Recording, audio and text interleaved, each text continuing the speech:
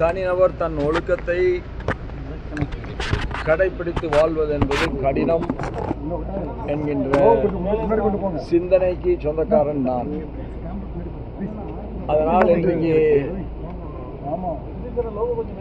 நம்முடைய கோயம்புத்தூர் அருகிலே இருக்கிற ஒனிப்பாளையம் கிராமத்தில் நடைபெறுகின்ற அந்த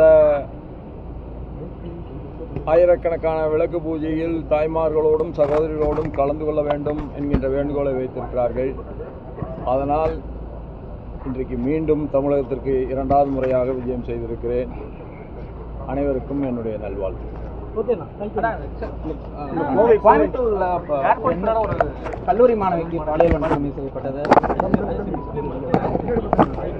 உண்மையிலேயே எந்த பெண்ணுக்கும் நடக்கக்கூடாத ஒரு கொடூரம், அதுவும் நம்முடைய கொங்குமணிலே நடந்திருக்கிறது என்பது தாங்க முடியாத வேதனையை தருகிறது.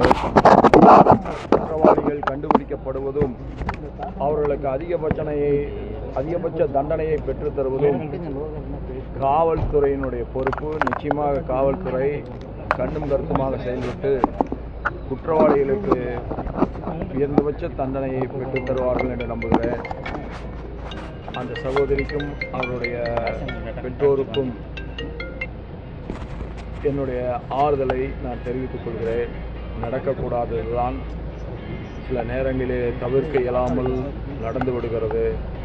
வருத்தத்தில் இருக்கின்ற அவர்களுக்கு நாம் என்றைக்கும் உறுதுணையாக நிற்க வேண்டும்.